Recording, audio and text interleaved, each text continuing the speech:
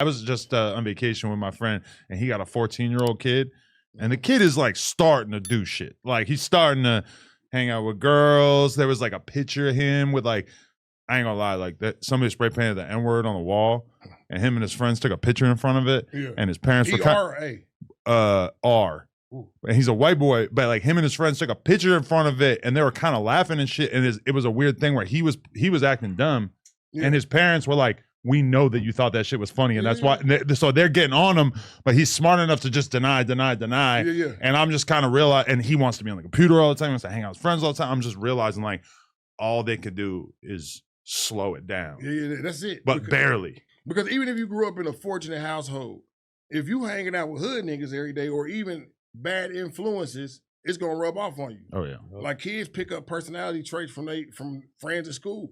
Come home like, damn nigga, where you get this personality from? Yeah. Yeah, you ain't grow up like this nigga. So who you was living with though? Because you said you live with your mom half your life. So yeah, who was really raising you? My auntie, RIP to my auntie. Yeah, my auntie. I stayed with her for a majority of my life. My mama too though. Don't let me minimize how long I lived with my mom. But just in the earlier years, it was rougher. Used to marry me, so my auntie would, I'd be living with my auntie. She'd come step in and help out. Yep, me and my little brother. Yeah. Was your mom younger? Yeah, she was partying. Yeah, she was partying. She did a little party. Dad was just totally not around. Man, my daddy. Nah, I ain't gonna say he wasn't around. Now that I done got older, I kind of understand He was around. He just wasn't doing that much.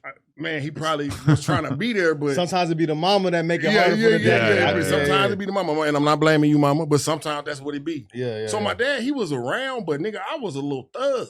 So I called my daddy uncle when I'm like, what's up with your Uncle Peter? I was bad, bro. When he first came into my life, I just wouldn't accept him as a dad. Like, nigga. At what age did he come in your life? Like when you realize or you first remember meeting him? Like 6. Word. Like 6. He probably been in my life all before then, but I remember him, I get in trouble at school. I got to go stay with my dad or whatever the case may be. Word. Yeah, like 6 years old. And then your brother, y'all got the same mom, dad situation? Yep. So what was your brother like? Y'all grew up? Man, look, I know you grew up on the Pyru side of things, and your brother, he ain't take that route. No, he didn't. Nah, my little brother from GD. See, my little brother went that route because I protected him my whole life until it came to a point where he out of control. I can't protect this little nigga doing stuff worse than me. He already getting into shit way worse than me. Yeah. I was like a player made, you know what I mean? Little bro crashing out. So it came a point where bro wanted to be from the hood. And I remember him asking in front of a lot of niggas, and the niggas was thirsty. They couldn't wait. They wanted to put him on. They were like, "Oh yeah, this Kliff brother, he be protecting them too." Yeah. And I was like, "Nah, bro, no, don't do that. You already from the hood and shit." One day, this nigga came home. He from GD. I'm like, "What the fuck? Who the fuck put you on a GD? What's this? What's this about?" But that's a powerful thing in itself too. At first, it was friction, but later on in life, it's a good thing for me and him. But yeah, my little brother took his own route, own road. I took my own route, my own road. Word. So what's the population in Little Rock? What would you say? That's a good question. It's quite segregated, so I can only think about us. But I probably say like 300,000 people. Right. But when you think of like down south gangs and stuff, like all right, because I don't really. There's not too many Pyrus where I'm from. We just got GDs and Vice Lords. So what's the landscape of like the gangs that's going on Little Rock? So we got. You mean like how many gangs? We got nigga. I wouldn't know that there was Pyrus in Little Rock. Yeah. So in Arkansas in general, we got everything. Because you got to think how close Arkansas is to the Midwest, Chicago. So we got BDs, we got GDs, we got Vice Lords, we got Pyrus, Brims, Bloods, Crips. So melting pot of everybody. Yeah, all that shit is there. Yep. But in Little Rock specifically is mainly, and forgive me, y'all, Pyrus and Bloods. But there's a lot of Crips out there too. Shout out to College Station and all of them. But it's a lot of Pyrus and Bloods in Little Rock. Were heavily influenced. But is it a scenario where like does the average gang exist because they're really getting money together, or is it really just like neighborhood shit at the end of the day and everybody just kind of has a different flag they're waving? It's quite similar to out here. Yeah. Like some shit started a long time ago. People inherit beefs and it just kept going on for whatever reason. And then with every generation, there's going to be a new conflict for whatever they want to be for these niggas with or whatever the case may be. But it's kind of like how it is in LA. It was something to do in the early 80s. The crack era came. Niggas ain't really had that much, you know. Niggas started banging. California niggas got to coming down to Arkansas and selling their crack cocaine. Yeah. Because you got to understand, everybody family come from the South. If you black, it don't matter where. If you was a black American, it don't matter where you from. Your family come from the South. So for the most part, when these niggas was up here catching charges, they going down to Arkansas, seeing how influential they can be to these niggas, and it's the same thing. So you got into selling crack when you were 14?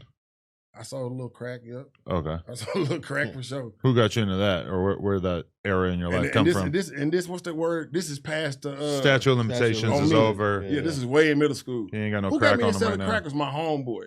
My homeboy, man. I ain't gonna say his name. He got me into selling it. We was at school one day. I'm talking about this had to be like the 8th grade. And he had put something in a locker. And I seen the baggies fall out. I'm like, damn, bro. Nigga, you sell crack? Goddamn. And he like, yeah, what's the problem? Yeah. And I'm like, shit, I ain't know niggas can sell crack this young type situation. And shit, nigga, I went with him out to school one day and seen the money he was making because he came from a broken home too. Yeah. See, his mama was a pure crackhead. Had a crack house. That's why I ain't gonna say his name. You know who you is though. Had a crack house. So he got all his fades out the house. So when I seen that, I'm like, oh shit, I'm gonna just come over here, hang out with this nigga, give me a little bag, and you should give me a little money too. Yeah. Yeah. Nah, for sure. Cause if you already smoking cigarettes and shit, at that time you kind of already getting hip to what drugs is. And bro, I started selling fake crack first. Word. Yeah, I was selling Fiends soap and candle wax.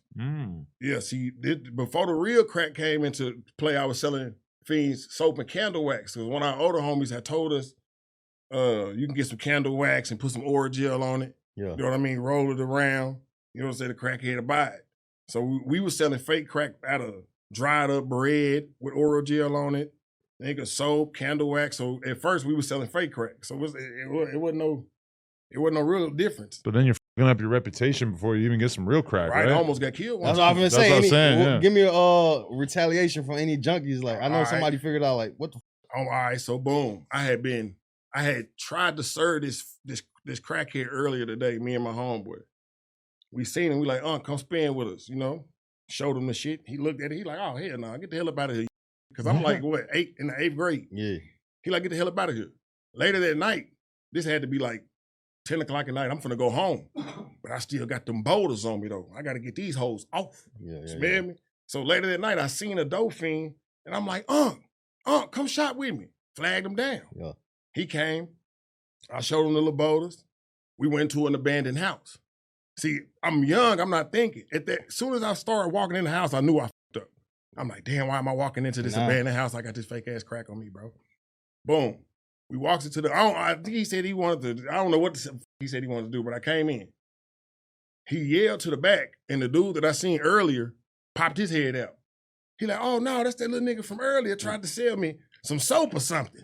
Oh shit. I said, oh no. Oh, shit. I said, no, bro. I'm like, man, shit, I'm out here selling this shit for somebody else. Nigga, you telling me I ain't know. Yeah, I'm just a young. But the crack, my lie was so good, I put on an Oscar award-winning performance that the dope fiend was like, man, let me put you on for real. Let me go around here and get you a quarter piece from such and such and actually put you on type of situation. And he told me to wait there, and I left. And it was over with. I did, bro.